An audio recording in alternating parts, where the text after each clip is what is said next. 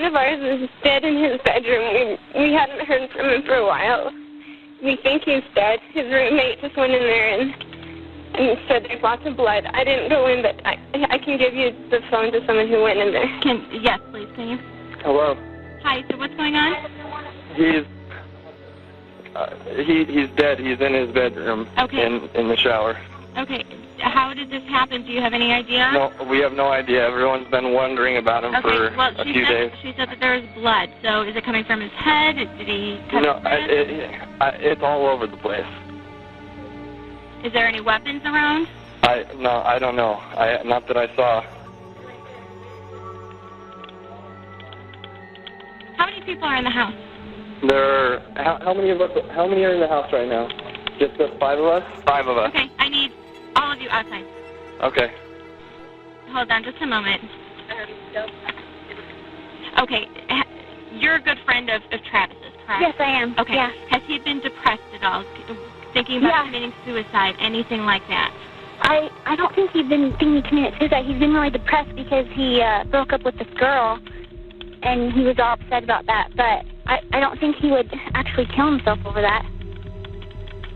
Has he been threatened by anyone recently? Yes, he has. Okay. He has an ex-girlfriend that's been bothering him and following him and slashing tires and things like that.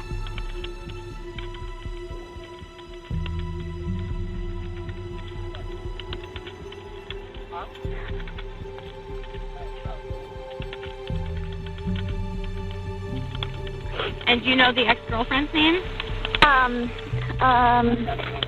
Do you remember? Yeah. What's his ex-girlfriend's name? Ask Taylor. And do you know if he's ever reported it to the police? Her name is Jodi. I don't know if he's ever reported. Hold on. Yeah. Ask Taylor if he's ever reported Jodi to the police, like if Travis did.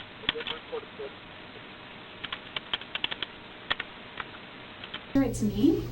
I mean, because I was not there. It's you. And you know it's you.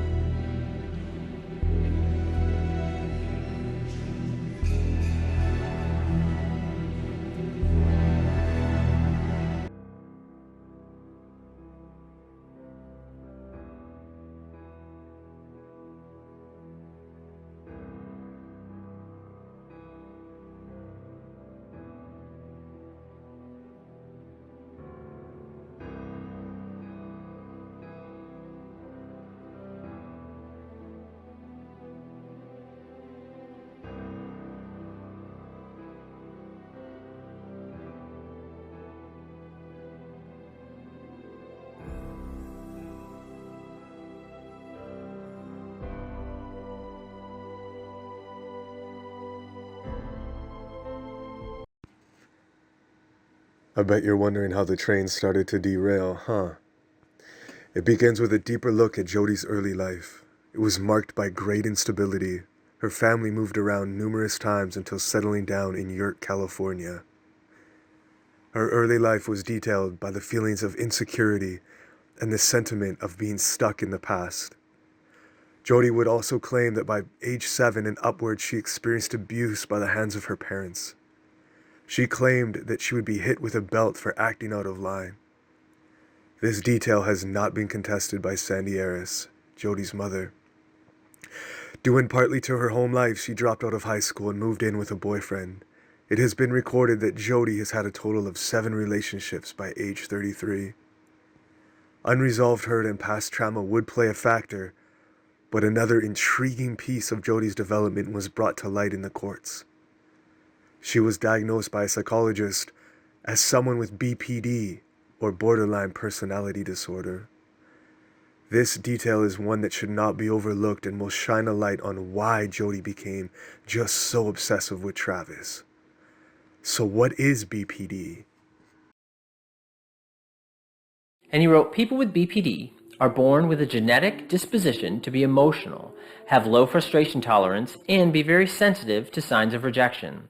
They have grown up feeling that they were unfairly treated and that they did not get the attention or care they needed.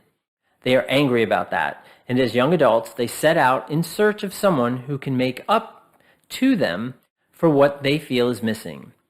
When they think that they have found such a person, they set in motion intense, exclusive relationships, which predictably will fail because they place unrealistic expectations on the other person. Upon failing, they feel rejected or abandoned, and either their rage about being treated unfairly gets reawakened, or they feel they are bad and deserved the rejection, in which case they become suicidal or self-destructive. Sometimes their anger about being mistreated causes others to feel guilty, and sometimes their self-destructiveness evokes protective feelings in others. Such guilty or rescuing responses from others validate the borderline person's often unrealistically negative perceptions of mistreatment and encourages their unrealistically high expectations of having their needs met. Thus, the cycle is apt to repeat itself. In summary, we may never fully understand what drove Jodi to commit such a senseless, evil act. But what we do know is that with her history of deep emotional insecurity, long bouts of family instability, unresolved hurt and trauma, as well as unchecked BPD that grew out of control, we can better understand the destructive path that Jodi journeyed. No, just to be clear, I'm not talking about any other night, am I? Do you understand that? Okay, I understand that. And you nicked yourself and it hurt, right? Yes. And I think the word that you used, stung, right? Yes. To use your standard, ma'am, of how you stopped because it's done. Can you imagine how much it must have hurt Mr. Alexander when you stuck that knife right into his chest? That really must have hurt, right? Argumentative. Sustained.